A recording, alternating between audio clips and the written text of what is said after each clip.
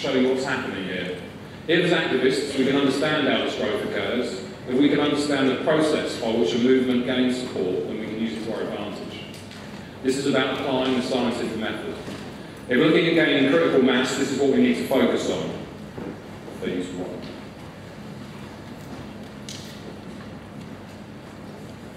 So let's get started. What is activism, and importantly, who are the activists? Last year I approached this question by looking at what I had done, which is no doubt why I get asked to talk. After joining the movement, my first piece of activism I took part in was the G20 protest in April 2009. This march was in central London. There were several, but this one leading onto the Bank of England. Protesters from various English organisations were invited, and to put a voice across, I made some zeitgeist banners, wore a t-shirt, and marched with every man. I did manage to speak to a few small journalists discussing the movement, but I've never seen any stories since. And anyway, as often with protests, they descended into anarchy and nothing much was achieved. The second piece, perhaps more substantive piece of activism I engaged in, was the One Another project in August 2009. People from London might have seen it. The One Another project was intended to be a living piece of art presenting as a cross-section of society. Individuals were invited to apply for a ballot to gain a 1-hour slot standing on the 4th plinth in London's Trafalgar Square. It was to be streamed globally and also the basis of a weekly television show on Sky Arts, in which the best performances were reviewed. There is also a book on sale overviewing the project and its participants with images and writings by several social commentators. We the movement managed the whole page. Just an image, I have no words, so don't rush out and buy it. The plan was to inflate a giant balloon and turn it into an earth, then attach a sign to it with the zeitgeist movement locked onto it, and to release it over the London horizon for everyone to see. Meanwhile, I'll be saying something profound. Needless to say, the balloon burst. So did my balloon burst too. It all went slightly pear-shaped, but it's something. Apparently the book's going to individuals and libraries all over the world, so presence in there is good. Currently, as you'd expect, I'm taking the opportunity to use university as a site for activism. I'm currently working on a dissertation called the Zeitgeist Movement, exploring global consciousness through collective action. Other pieces of activism include the usual DVD distribution, little things like changing wireless network names.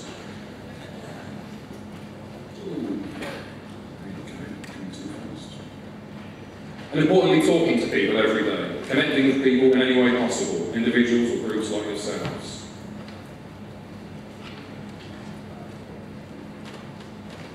I hope that if people took anything away with them last year, it was that activism isn't something you go and do occasionally. Likewise, there is no one way to do it. Activism is seen as communicating, doing it your way. In your world, it's a way of being. Whatever you're doing, do it with purpose. Now, not to sell myself short, and hopefully you'll still have me back, but often the bigger and more thought-out pieces of activism I've attended have been relatively ineffectual. They're good as part of a wider repertoire, but you have to question what really wants. So let's do that. Now, being honest, and don't worry about my feelings, who was here because they saw me stand on the plinth or wave the banner at the G20 protest? Put your hand up. Okay, put your hand up if you've never seen me before in your life. Taxi. Right. Now, who is here because someone else told them about the idea? Perhaps introduce them to the films and discuss this message. Put your hand up, please. Okay. Put your hand up if the person that introduced you to the movement was a complete stranger. Now put your hand up if it was a friend or someone you knew that introduced you. I put it to you now, as I did last year, that activism in this era is about communicating. Furthermore, it's not communication of a linear type. Are you one man or a small group communicating to lots of strangers? But rather, activism, as we need to understand it, is lots of people talking to lots of people, the people they're connected to. It's about using horizontal communication. How many people here told someone where they were going today? Talked about them. How many people kept it a secret?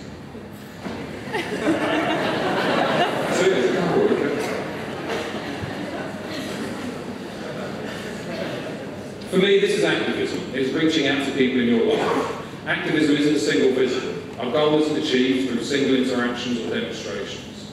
It's a product of multiple visits, of ongoing communications, of questions and answers, of shared discovery. It is about talking to people we are connected to, sharing ideas. So I'll ask again, how many activists do we have here today? A lot better last year. Okay.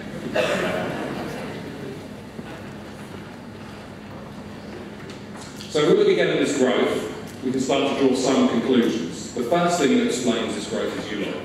You just didn't know it. You are the activists. A film, a presentation, an idea is nothing on its own. For people to relate to it and identify with it requires delivery by way of communication. Ideas have to spread through people. If they didn't, this room would be empty, just me and an idea. It's often the case, but thankfully not today. This is something you have done. So something else important to say, it's well done, and thank you.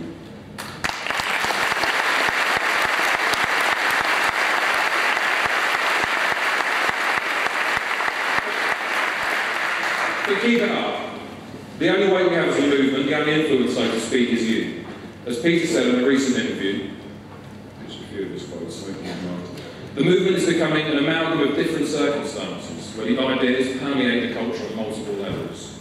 These are your circumstances and your cultures. You are making the ideas a part of them. This is the zeitgeist beginning to shift, or at a minimum being challenged. But last year also, I was keen to avoid any technological determinism in my talking. The task is not foregone. Horizontal communication was seen as a tool. It is acknowledged. Ooh, sorry, I pressed the wrong button.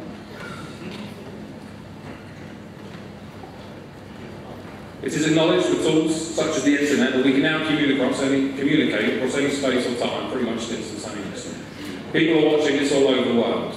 All over the world also, these tools are being used for other purposes. There is a lot of noise in it. Whilst we sit here today in a room 4 times as big, with many more members and supporters than this time last year, time is still not on our side. Last year I used a quote from Peter, which nicely summed it up. As I'm sure in time I'll use it again. All indicators point towards self-destruction. Any challenge there? He's talking. As we sit here today, the gap between the rich and poor is increasing. Inequality is growing and the problems that are associated with social divisions are increasing. Money continues to be a much ignored source of social divide, and hence the effects continue to grow. More and more people here and abroad, in developed and developing countries, continue to be denied the basic necessities required for life. People in their millions are dying, and millions more are being abused and neglected. To what end? This is a system that benefits the few and has no ultimate purpose. It is completely unsustainable, producing more waste than anything before in our entire history, and it's getting worse. As our leaders cling to outdated models of growth, our resources continue to be exploited, and our society continues to decay. The very things we need to survive, from material provisions to strong social bonds, continue to be strained, cut, withdrawn, or simply denied. In short, my fellow activists, there is work to be done. This shit has got to go.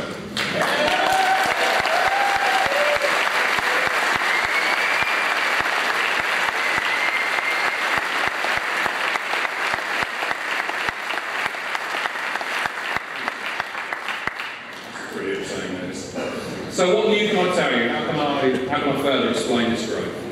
What I'm about to tell you is not new. As many of us know, we live in a dark age of scientific belief, especially with its application, a severe case of cultural lack. Frame analysis is a concept outlined by Albert Goffman. It is a method for studying collective action, and one of the main approaches now used for studying social movements in sociology. The main text was published in 1974. Of course, Goffman is picking up on the work of others, but essentially he was concerned with people's different realities and how this drives action. This is not an extreme social science argument that the world is socially constructed in its entirety, but rather that individuals or collectives apply frameworks of understanding when interacting with the world, the objective world. Goffman was concerned with the organisation of experience, how we make sense of and understand the world, which in turn provides the basis for action, individual or collective. The central theme here is that people possess a frame of reference, a way of seeing the world. This will vary from person to person. As you know, we don't all see the world the same. Goffman's book is some 576 pages long. I don't have the time or really feel the need to explain the whole thing. It's not needed. This guy, Albert Cohen, right before Goffman, put it much clearer.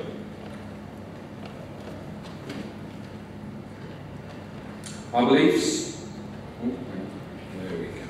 Our beliefs about what is possible, and what consequences flow from what actions do not necessarily correspond to what is objectively true. The facts never simply stare us in the face. We see them always through a glass, and the glass consists of the interests, preconceptions, stereotypes and values we bring to the situation.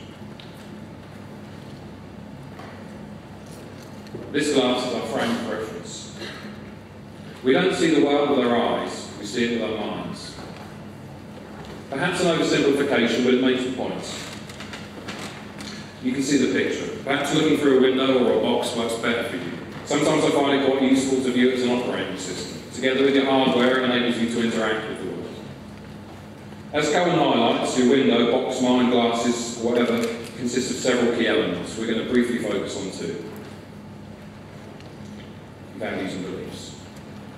Just to be clear, beliefs are seen as statements of truth. This includes everything you know, everything you think, everything you believe to be true or believe to be untrue. Values are the importance we assign or don't to things. What we are interested in, what we value or don't. It is a bit like a ranking system for your beliefs. Cohen works on the assumption that all human action is an effort to solve problems, although not always with a negative stance. Essentially, he's getting at the fact that as we go through life, we make choices, even if we are unaware of them, and even if they influence, as this would suggest. This, perhaps, too, is an oversimplification, but it concerns choice, action, reflexivity, the navigation of a life. Our actions are based on our understandings, our frame of reference, our values and beliefs about the world. Does that make sense? You still awake? Yeah. As activists, and what I'm leading to, check that out, is that if we can understand these frames, both ours and those we are communicating with, then we can become more effective in our activism. Linking frames is what we are trying to do. We are trying to establish shared meaning. This is not to say that we are trying to make everybody the same. Please remember that the frame of reference is something you use to see the world. People will always choose to look in different directions, be interested in different things, thus will fill their lives in different ways. Likewise, of course, we will have, and we certainly promote, things in common. It is not so much about the sameness of the frames, but the shared integrity of them. We will come back to this. It is about science, as a method to test our accuracy at the level of truth, how well these frames function. Now, moving on. These frames don't just drop out of the sky. We build them over the course of a life. At first, it is done for us. Our caretakers introduce us to the world. We go to school and interact with the world and all that is in it. As in the new film, from in utero and throughout our lives, our experiences teach us about the world, what it all means, what to expect, and how to act. Importantly, sometimes, or often in fact, things happen in life that don't make sense. Our frame, our values and beliefs, no matter how good we think they are, no matter how long we have had them or who gave them to us, sometimes they just can't equate for what's going on. Either that or they accompany a tremendous amount of pain and difficulty as we put up and live with them. As was highlighted in Zeitgeist Addendum, second of Peter's film series, in a world where 1% of the population owns 40% of the planet's wealth, in a world where 34,000 children die every single day from poverty and preventable diseases, and where 50% of the world's population lives on less than $2 a day, one thing is clear: something's very wrong. I invite you to think about the inconsistencies in your frame. For me, it's the children I see abused, the young adults they become who are blamed and used as scapegoats for their predicaments. Accompanied by the frequent images of greed and excess, it is the result of wasted lives, the continual flow of advertising, as though all we're good for is buying stuff. The lies we are sold, the theft of our heritage and of our future.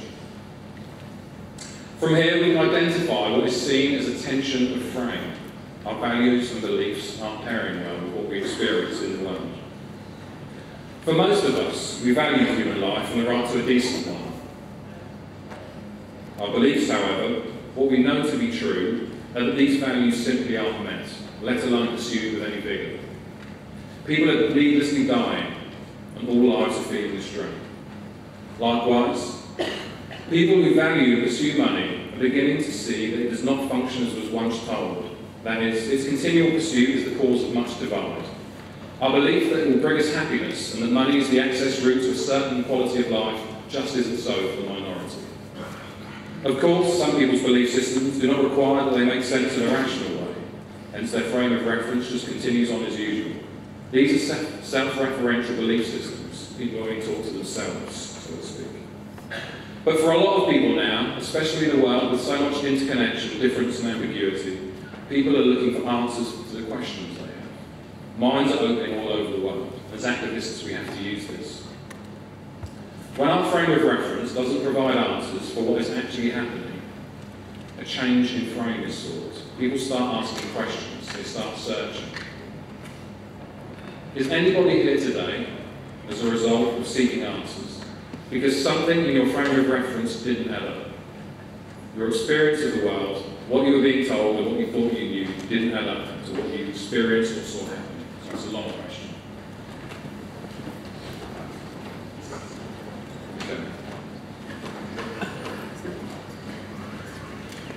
I looked at religion, Christianity mainly, because it was dominant in my culture, but also others. Of course, I looked down the individualistic road of needing to work harder or make some change in myself, but that didn't solve the wider issue of other suffering. Inevitably then, I looked at my fair share of structural discourse, a bit of conspiracy theory and New World Order stuff. Then at uni, the Marx, Durkheim and Weber, all the stuff they throw at you on an undergraduate sociology degree. But these didn't fit either, none of them enough. For me, this was simply because they'd all been tried and we were still facing the same problems. As Einstein said, insanity is doing the same thing over again and expecting different results. So we keep looking. Has anybody had a similar experience? Not exactly the same as mine, you've been looking through things and some things haven't worked and you've moved on and you're here searching for answers.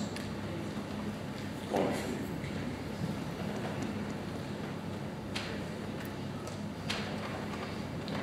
A handy guide to the frames of social movements, something we can use to understand why people choose to use or decide the frames or anything else that addresses a problem. An easy framing method that is applied, as I am in my dissertation, that can also be used for individuals, is that of identity, adversary, goal.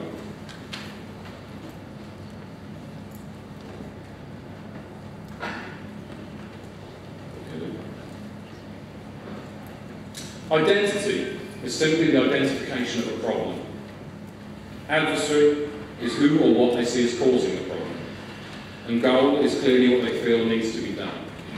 This is an easy way to frame. Identity, adversary, goal. Our social movements, values and beliefs are orientated around these points.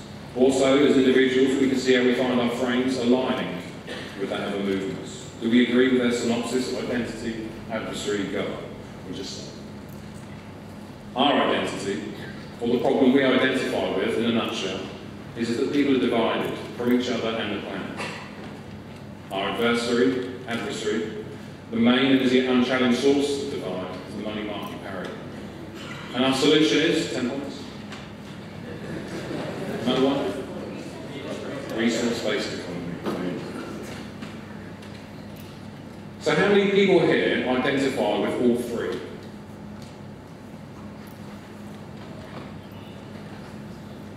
Two? Just one?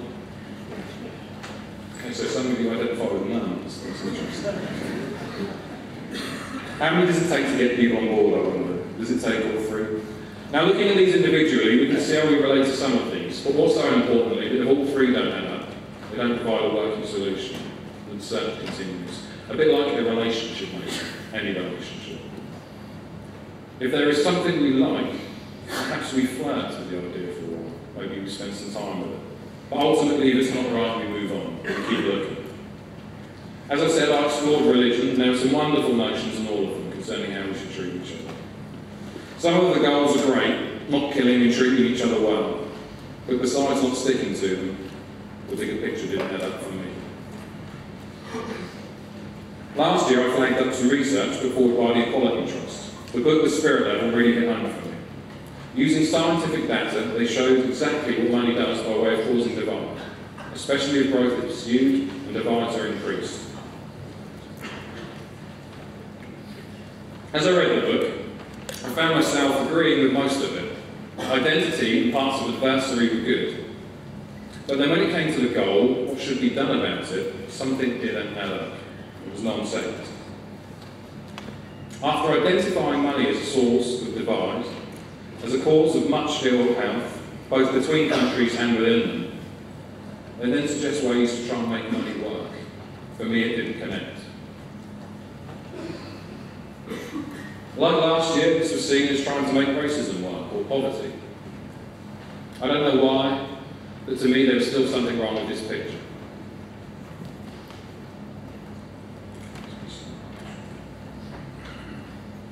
Then I found the Zeitgeist movement, a whole new framework of understanding. Peter identified and articulated the frame initially, but for a movement to occur, for it to be a shared frame of reference, others have to engage. Others who are asking the same questions, like myself and a lot of you lot, found some truth in those answers and came together.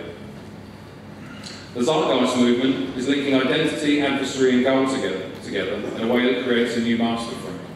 That is to say, the values and beliefs pervade do not align under the existing cultural norm or mainstream. A master frame can be seen as a complete way of seeing the world. The Zeitgeist, i.e. not the movement, the cultural norm, being the dominant form.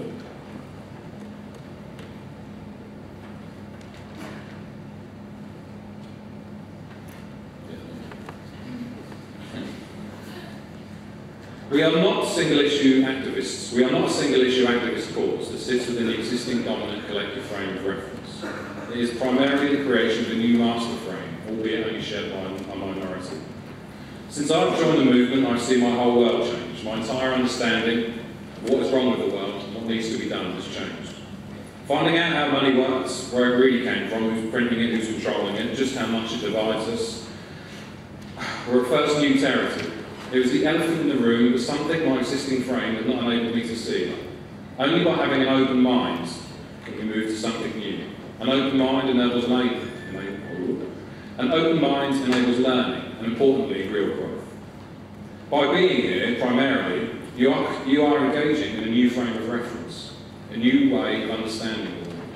Something you see in the Zeitgeist movement, I presume, makes sense to you.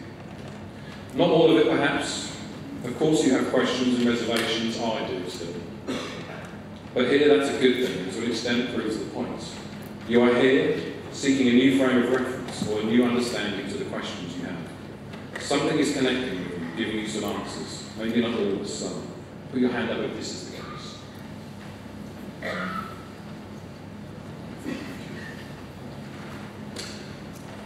This movement is about you people, all of us. It is about getting people to understand and share a valid frame of reference.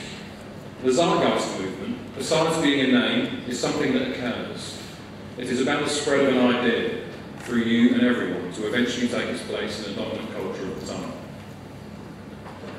This is how we can understand our growth. This is what is happening. People are here because they identify with our collective frame, the articulated values and beliefs. More specifically, the aforementioned tension of frame is resolved. This is not to say that the world becomes a happier place, but it means that the things we experience in life are congruent to what we know about life, no matter how ugly the picture. This is what is causing our growth. Quite simply, if people didn't, we wouldn't grow. We have grown, so people are. Quite a few, in fact, themselves. From where I stand in this room, it looks anything but empty. If you're asleep, So for the last 10 minutes or so, there are two things to further focus on the sharing of frames, or activism. Because there are a lot of frames out there. People need help choosing, and some people need to know they have a choice. How do we get people to choose a better frame? What can you activists be doing? I'm going to share with you some things I've found to work well that are covered in research. And remember, this can be used whether talking to one person, or designing activist events, producing products such as leaflets or films, planning resource-based dinner parties, or whatever it is that gets you folks going. Does that sound relevant? Yeah. Like this. Just say yes anyway, makes me feel good and stop staring. Frame analysis. Let's stick with science then. These are two elements of frame analysis that are used for the direct purpose of understanding how social movements grow. I've adapted it for presentation's sake. If anybody wants the actual journals or references for the materials used, I'm happy to provide them. Frame validity is about the integrity of the frame. Hence, as activists, this is essentially about you going out there and checking that people's frames work, giving them a nice shiny new pair if theirs are broken. Now, this isn't about you going out there and saying that you know best, that your frame is the right frame. This inevitably results in disagreements. This is about science, and it is about using science as a third person, a neutral party. It is something we can use to understand and identify a common ground. Also, it takes the I out of the argument, the me versus you. It is a method, not a person. And on many levels, we've all been using it for many years. We just don't give it the credit it is due, or for that fact, the responsibility it can handle. As Jack Fresco implies, science is the closer approximation to the way the world really works. It is telling the truth. Science doesn't try to get along with people, it tells them what their findings are. Although at first the Zeitgeist movement and Venus Project presented as new to me, in time I came to see that it was not entirely. The application of science for social concern is something that has been in the making for hundreds of years. For me, this is a modern-day re-emergence of an enlightenment movement. This is an ongoing struggle. There have been many attempts throughout these years. Hopefully this time we will succeed. It has at its core the notion that no longer do we need to be guessing and making things up, or doing things according to one particular person or group's frame. We have science as a means to find out what is, and hence to arrive at decisions instead of making them.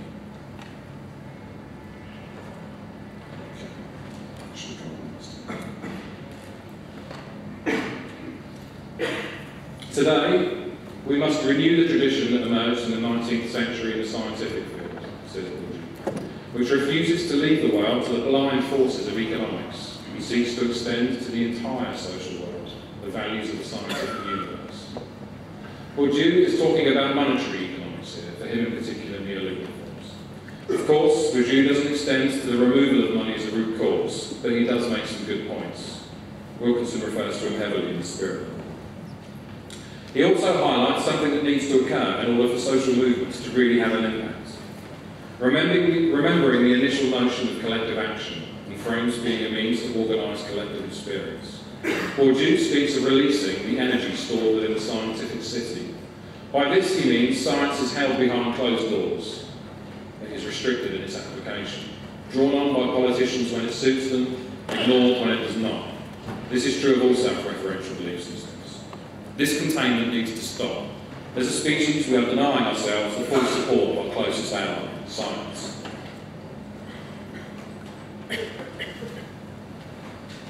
We must work together to design new forms of organisation, capable of bringing together researchers and activists in a work of collective critique and proposition, leading to novel forms of mobilisation and action. Social movements, in particular ones in a global era, have often been criticised. Their frame of reference has been challenged. For example, they have often been called ignorant protectionists who offer no alternatives and are unworthy of serious attention.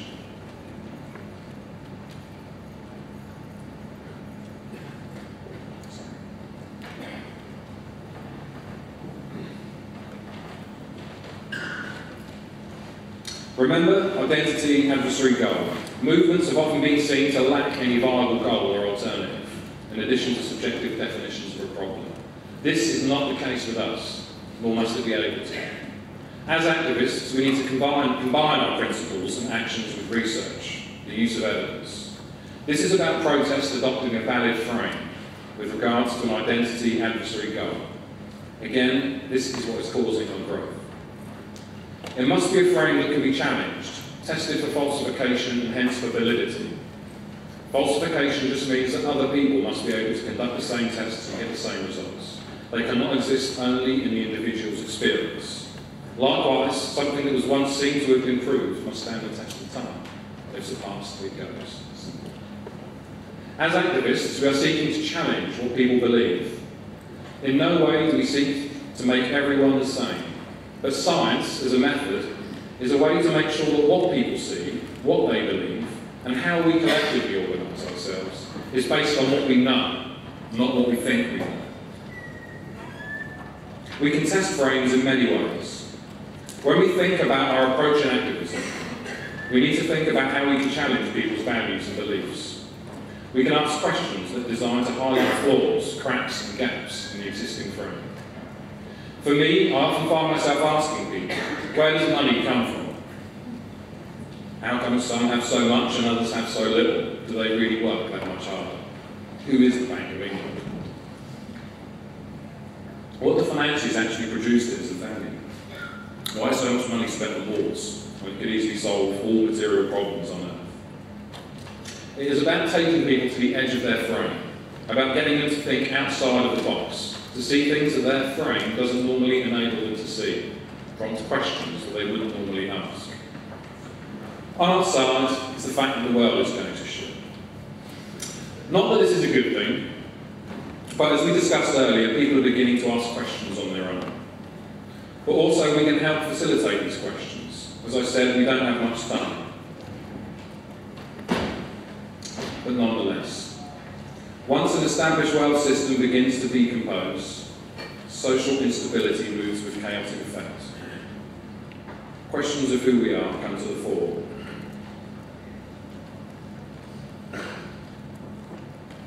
Now, this can mean the whole world, literally, or it can mean the world of peoples, their individual or collective frames of reference. The only thing that can prevent this is the integrity of the frame, the validity, how well it holds up when it truly gets tested. Frame articulator, frame consistency, and empirical viability are all terms found in the science of frame validity. The better the movements, the more its growth potential. Likewise, the weaker the frame, not necessarily the individuals, but the dominant form that they are found under, or the movements, the more likely holes are to appear, and hence alternative directions sought. It is about what people claim, their statements of truth and their actions. We can think of the movements frame, the dominant political frame, the individual frame. Peter, or anyone in the movement, has never asked me for anything. All materials produced and information are made available for free. Today has just been about covering expenses. In fact, I know that the creation of the materials for the movement, such as the film, the DVDs given out, the pamphlets, come at considerable cost to the people who produce them. Yet nothing is asked for other than your help.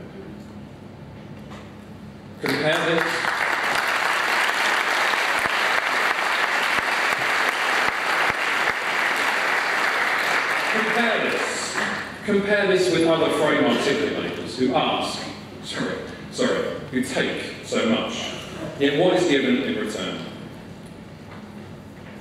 As activists, we are seeking to challenge people, to show the limits of the existing frame.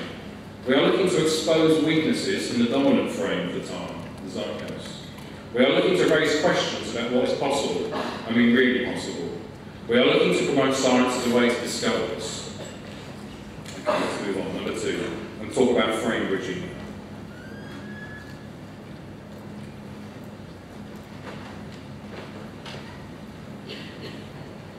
In just a second.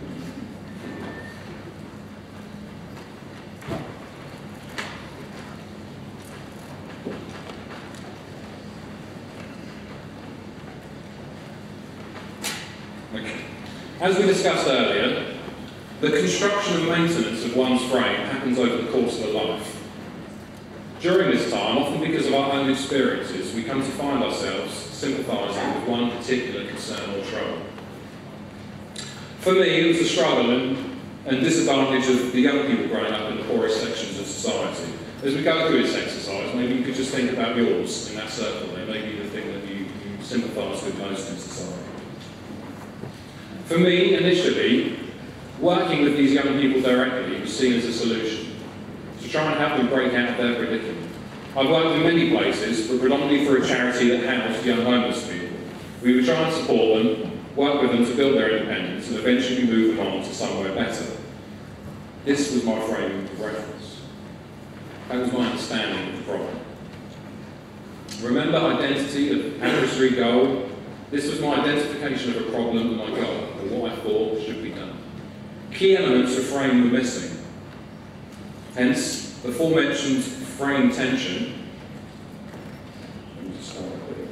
Key elements of frame were missing. Hence, the aforementioned tension earlier. What was causing the problem was absent from my frame.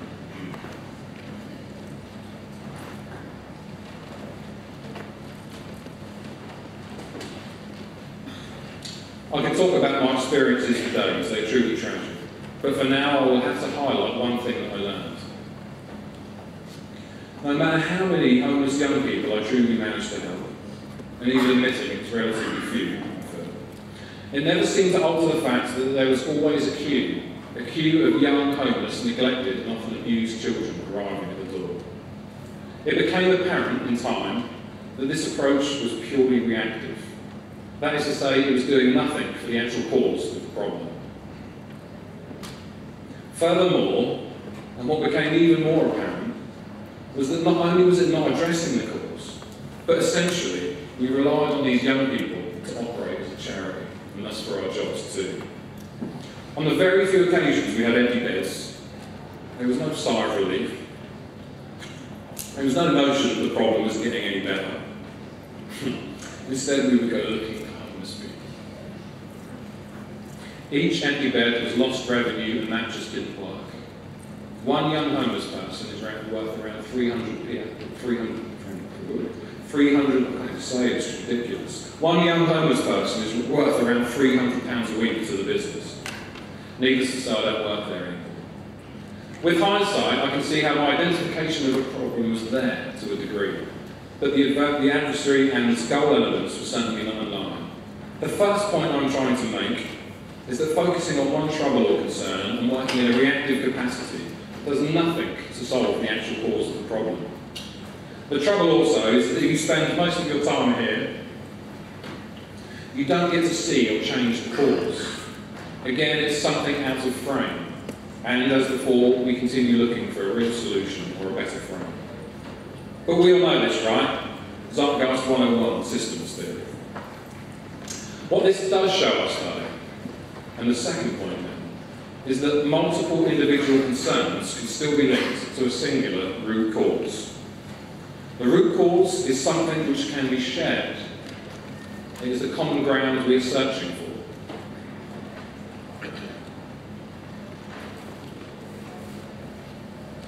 This is the bridging point. The larger the range of problems covered by a frame, the larger the range of social groups that can be addressed with the frame, and the greater the mobilisation capacity of the frame. If we can locate people's existing concerns and bridge them to a shared causation, then we can gain support via a different way, different to using validity alone there is. The initial approach here, instead of challenging people, sees time spent finding out what people's issues are, then linking them to a shared cause. We can then explore how this cause affects other areas, such as our own initial concern. The introduction of a solution, or the introduction of the movement frame per se, comes later. Once the existing frame has been expanded or compromised, if people discover a new element to their concern, a new understanding of cause, then it is likely they will be more open to a new understanding of solution. This changes the nature of activism from that of a single issue responsive approach to a multi-issue systems approach. It is linked together by a common cause and solution. Remember, identity, adversary, goal. It is about finding an entry point and widening the frame.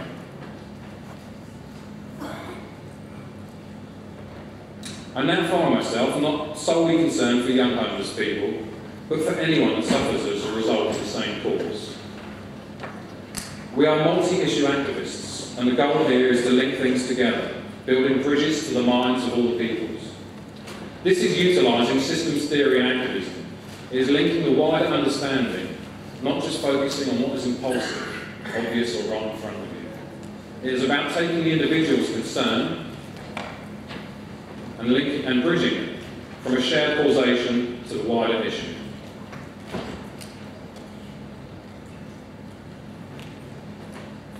Just to clarify my point, and this is kind of how I see it in my head, or blank sometimes. Does anybody remember the game mole whacking?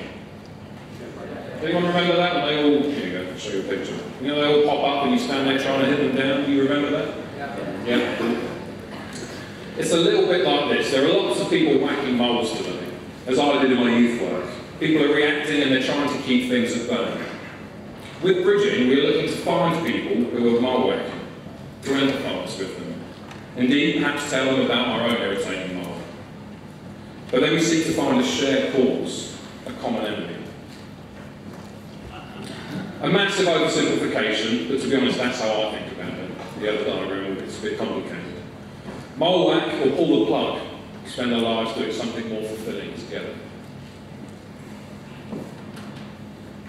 As in the mole whacking example, bridging is also the way you do it. The language, the way you present and relate ideas to people. It's the translation of the idea into a language people understand. We heard earlier from Vic C and the linguistics team, highlighting the work that they do to translate the materials into different languages. But what I'm getting at is that we all need to be doing this, into the language of our everyday lives. The films, each DVD, pamphlet, this presentation, any piece of material, will remain in the original formats and appearances created. They can only hope to connect with people's frames as they are. You, as living beings, as individuals, you have the ability to frame on demand, so to speak. You are able to take the idea and make it digestible for the audience you are with. You can put the idea into different languages, different words, with different frames of reference. Like Danny in the Venus Project taxi, he said last year that although there was one image on the outside of the car and people would ask what it was about, he found himself adapting and responding to the different people that got in. He would try and find a way to frame it for them, relate it to something they would understand.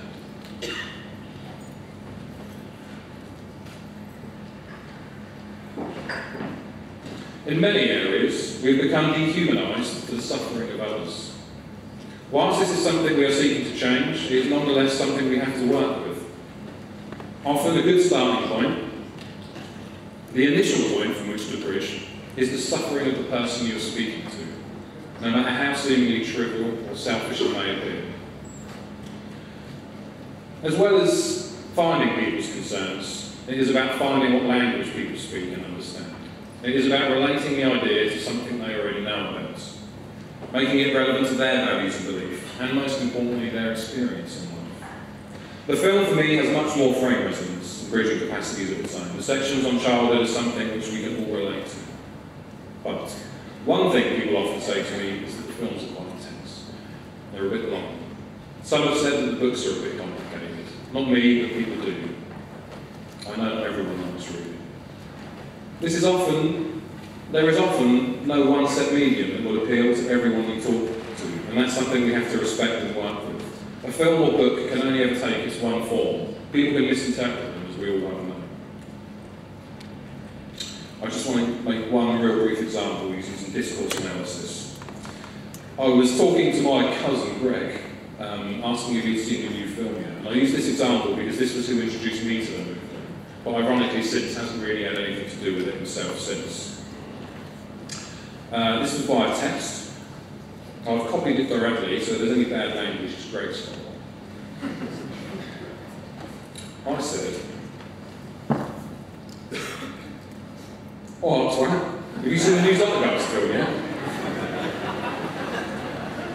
To which my cousin responded, "I will get round to it. Started already, but had to stop after 20 minutes. A bit intense. I said, as you would, but it's an intense subject.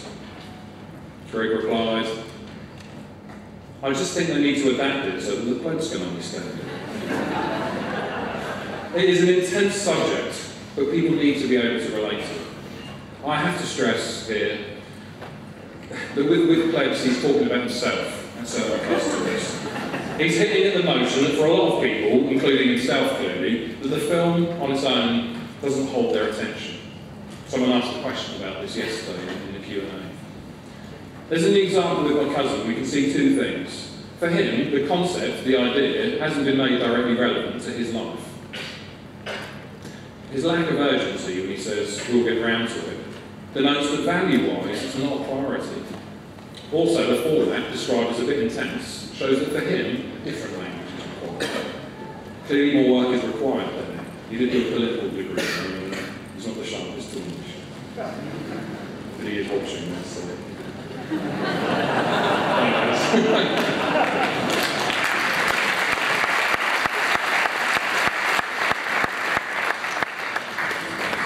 Right now, I think we'll laugh at it. As I have conveyed, hopefully, the idea needs to be put into a language he understands, in a format he can engage with, something he understands and experiences in his own life. Resource-based economy, isn't it, guys?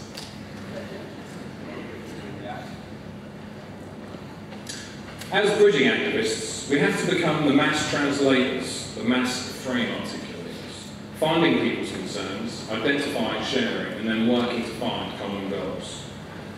So on that note, I'm going to have to stop and try and just sum up things for a moment.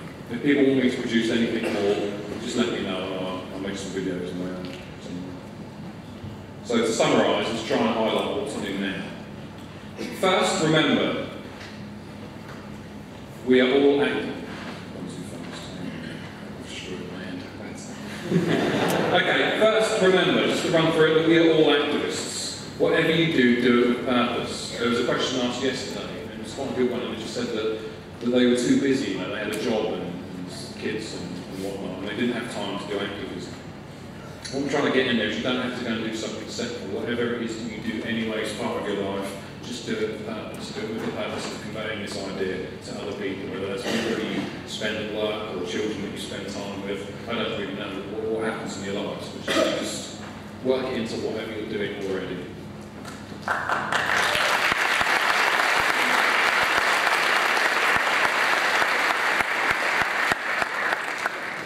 Activism is lots of people talking to lots of people. It is about the communication of an idea. The reason why we have grown is you. It's all of us. Efforts big and small alike. You can clap yourselves again there, it's you. Give yourselves a little. This is your life. Take the idea and translate it. Present it to people in your life, in the language they speak, relating it to things they experience and know. The tools for activism we focused on were frame validity and frame bridging. The final thought I wish to leave you with is a question regarding validity and bridging. The two concepts are in no way exclusive. They operate in a very fluid way, and both will inevitably be required in pursuit of our goal. When looked at alone, validity, the challenging of frames, the searching for flaws and inconsistencies, is an abrasive and often uncomfortable way to communicate with people. Validity, if reduced, is about getting people to change. It is inevitably about showing them that their frame is wrong and that the frame tested by science is better. This approach alone, or if relied on too heavily, will often lead to people being defensive or a closing of the mind. People that have their frames a long time, most often they're given by and align with their families, the people they care about most.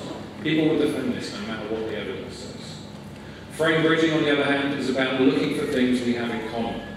It is about taking time to understand someone's frame, about finding what matters most to them.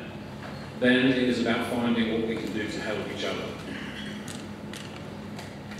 Frame validity is about asking someone to change. Bridging is about asking someone for help. I don't doubt that both are involved, but think about the order and the balance to which you use them.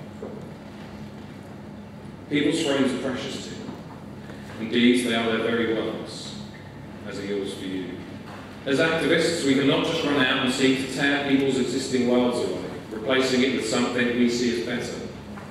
We need to take time to understand their world, their frame, their values and beliefs. We need to speak in their language, for only then can we find the true meanings we share and the real cause of our problems, and the real solution to them, and how to work together to do that.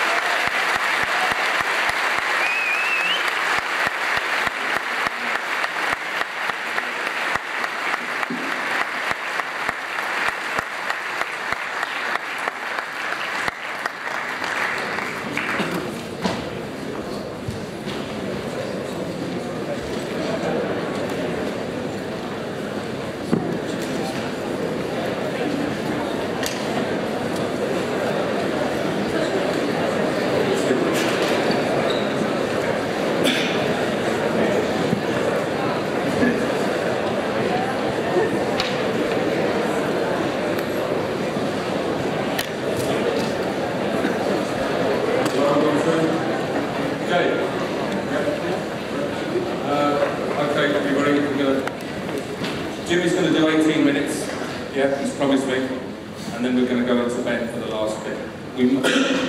Would anybody fancy a 10-minute break after? Yeah. Yeah? Okay. We'll go with Jim, 10 minutes, and then we'll finish with Ben, and Pete will wrap it up. Okay?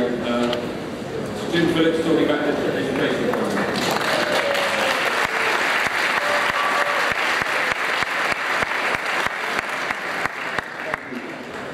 My name is James Phillips. I'm a music teacher and father from the Watford chapter here in the UK, and I'd like to talk to you about an educational website I'm piecing together for the movement called ZDAY Education.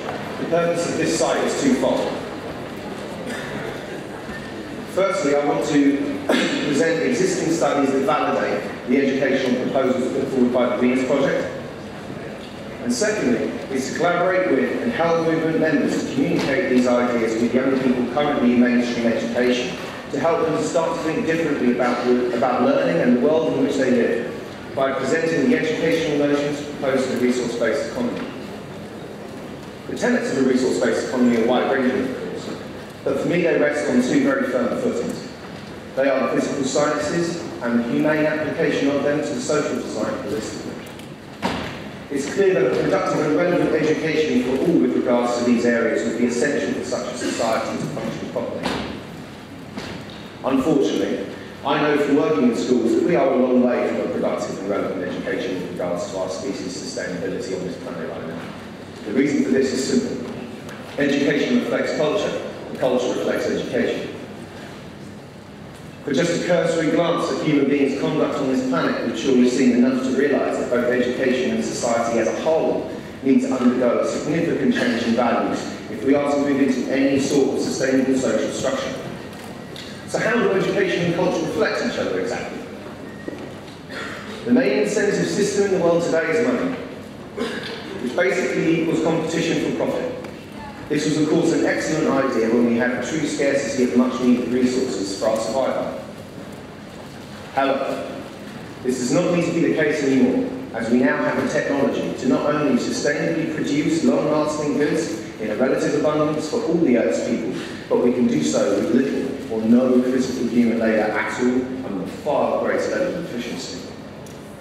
So, in a new incentive system based on progress rather than profit, the cultural and educational emphasis would be on finding new and creative solutions via the scientific method to solve problems rather than relying on arbitrary evidence. Therefore, self-development, critical thinking, effective communication, collaboration, and a general knowledge of the subjects that have a direct correlation to the integrity of the planet and everyone on it would be the new educational paradigm. Learning would be seen as a fun and lifelong pursuit. Instead of seemingly stopping at a certain age so that you can earn some money to own as much stuff as possible before you die. Punishment and reward is essential for a dysfunctionally rooted society such as ours to work at all. and is therefore the current dominant teaching philosophy that is promoted in most schools today. Quite simply, the educational system is a natural byproduct of the society it's in, and vice versa. Whilst there may be some positive change in education, it will never be significant enough in a society based explicitly on greed, differential advantage, and acquisition at any cost. Punishment is an easy behavioural tactic to attack in terms of its ineffectiveness towards modifying aberrant behaviour in the long term. As I'm sure everyone in this room is well aware, people act according to what they pick up from their environment. How many times do we have to hear that the abused become the abusers before we recognise and realise that we have to change the causal mechanisms behind these tendencies? So when a child is punished, the inappropriate behaviour is all but forgotten instantly. A chastised child will not be thinking of the errors of their ways, but will instead be thinking about the punishment brought upon them, how much they dislike the parent or teacher that inflicted it, as well as how they will go about not getting caught next time. Children are not born bad, and teaching them right from wrong does not have to come in the form of discipline or bribes. For example, trying to help them to understand how their actions may have hurt another person's feelings is a pretty good starting point in attempting to instill in them a decent set of moral values. Above all, a child needs to feel appreciated for what they do, who they are, and who they want to be. Ultimately, they need to feel loved. Now, the seemingly nice twin to punishment in the act of behaviour modification is reward. Whilst this may at first glance seem to be a preferred route to take, it's not all it's cracked up to be. Because whilst prizes and praise may be effective in the short term, they can actually be detrimental to long-term intrinsic creative motivation and will keep needing to be applied in order for the desired behaviour to continue. More on this soon. It's first important to point out the reasoning behind the desire to modify behaviour in the first place. Who are you doing it for and why? Because it's one thing to want to stop a child being violent or running across a busy road, and quite another to tell them to stand still, be quiet, and in actual fact, they don't have to. This is really just an adult enforcing their will upon a child in order to coerce them to act as they do, as well as attempting to impress other adults with how well they have their pet child trained according to behave to the current social status quo and apparatus. So as mentioned earlier, it's the use of punishment and reward that really keeps our current social model working at all. School is no exception, and in fact, it can't be if the integrity of the system itself is to be maintained. Rewards seem to be the more palatable of the two behaviour modification methods currently used in education, so let's take a look at them now in more detail. Extensive research now shows that the use of rewards as an incentive to get a child to learn leads to the students merely meeting the bare minimum of what is required of them in order to get a grade or reward on offer. Not only this, but it also has a significant impact to their long-term intrinsic interest in a given task or subject, rather than them feeling enthusiastic, autonomous, and creative in what they're doing. This point is well made in the book Punished by Rewards by psychologist, author, and teacher Alfred Clement. When we are working for a reward, we do exactly what is necessary to get it and no more. Not only are we less apt to notice peripheral features of the task, but in performing it, we are also less likely to take chances, play with possibilities, or follow hunches that might pay off. Risks are to be avoided whenever possible, because the objective is not to engage in an open-ended encounter with ideas. It's simply to get the good. One example from the numerous studies that point to the detrimental effect the use of rewards has with regard to problem solving and general motivation was done at the University of Rochester. In this experiment, 20 children were taken into a room one by one to play with some puzzles. Half the kids were told they'd be given a $5 reward for each puzzle they tested, and half were not. Once these puzzles were completed, each child was left alone in the room for a few minutes and observed via a hidden camera. Of the 10 children who were paid for completing the puzzles, only one continued to play with them in these remaining few minutes. However, every single one of the 10 who weren't paid continued to play with them, even though they didn't have to. Hopefully this study and many others, much like the work of Daniel Pink, who's well recognised in our movement, I'm sure some of you may be familiar with his work. Hopefully this and other studies should make this point abundantly clear. Rewards kill long-term intrinsic motivation. Praise can surprisingly be detrimental as well, for it elicits the same action as any other reward mechanism. This is not to say that making relative or positive constructive comments about the work in question or general encouragement is not beneficial. But heaping praise on top of what should already be rewarding only detracts from the true sense of achievement an individual actually feels towards the task in question.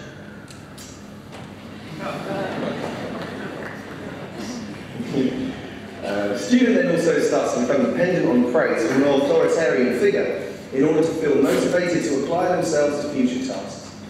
Indeed, why is praise needed other than to encourage students to complete the tasks we set for them and that we deem worthy of praise? This further cements our position of dominance rather than allowing the child to pursue their genuine areas of interest with our help. So learning is currently the process to get rewards rather than the other way around. And then we wonder why kids are so disillusioned with learning in school. Please understand that a monetary-based society demands a constant influx of wage slaves, and that school is designed to be the perfect cookie-cutting plant for just that. In the words of George Carlin, they, the rich elite, don't want a well-educated public capable of critical thinking. They want people just smart enough to run the machines and do the paperwork, and just dumb enough to passively accept increasingly shitty regimes.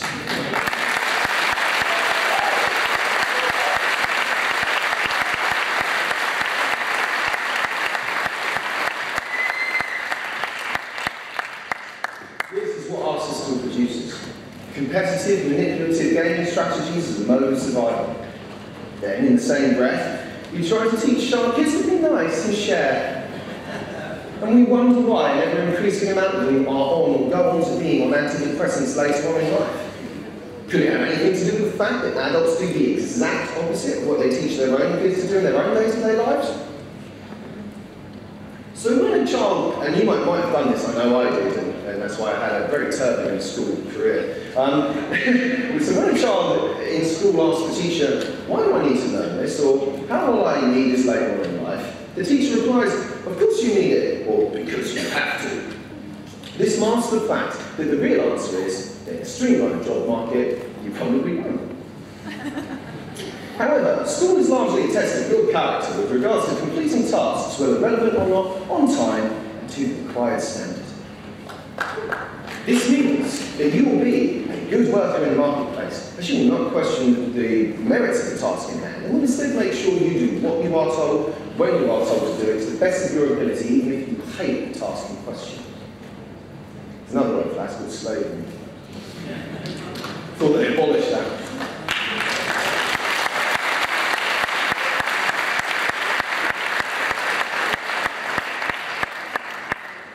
Remarkably, there are certain rule-free schools actually in existence today. Whilst these would not be the same as in a resource-based economy, they do provide evidence to suggest that a more liberating approach to education can increase the intrinsic desire of the student to learn. Two examples of this checked out would be the democratic school system in the States and the Summerhill School here in the UK. At these schools, teachers and pupils arrive at decisions together, and children do not have to go to lessons if they don't want to. Now, you'd be forgiven for thinking that these children would not be able to reach a decent academic standard at such schools and would simply muck around all day, but you would be wrong. Because the fact is that the kids at these schools attain the necessary GCSE results even though they don't have to. More importantly, in all the independent reports done on these schools, the kids are found to be absorbed in learning, happier, creative, have a strong moral sense of right and wrong, good community spirit, and fantastic ability to communicate constructively in general conversation. This shouldn't be a surprise. Kids are born with an inquisitive nature to learn about the world around them. They don't need to be forced. It isn't their fault that the lesson's so drab, uninspiring, and utterly boring that they've switched off. Maybe it could be that the child was not given a choice in how they would like to learn the topic in question. Or perhaps it's because the teacher is really thinking of the money he or she will be paid at the end of the month, and hitting academic targets rather than making the content of what is actually being taught relevant and interesting.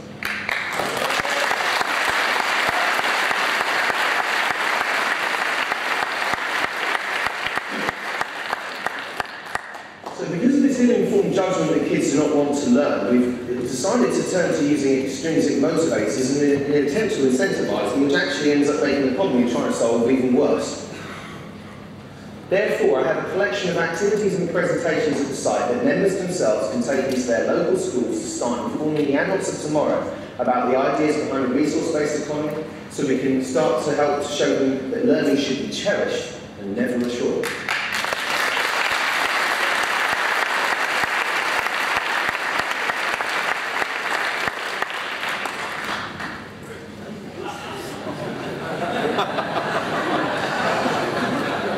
Forgive me, but I couldn't resist. This personifies the adult world rather well, actually. As this picture points out, adults tend to take a lot longer time to get their head around the concepts we discuss. For the most part, they've been surviving by doing the exact opposite for so long that the thought of questioning their current social status quo and apparatus seems completely asinine to them, regardless of its merits.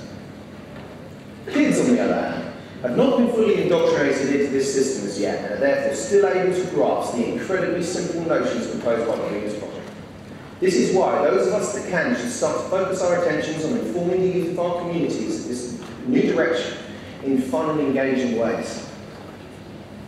The Zeitgeist movement is an activist educational movement explicitly, so we have to ask ourselves the question, what is the most effective way to get this message across to the world at large? In reality, we live in a monetary-based society, and there's a word for what you have to do when you're trying to get an idea across to people in this culture. It's called marketing. We must start to be strategic and approach those who understand what we are talking about in the most effective way possible rather than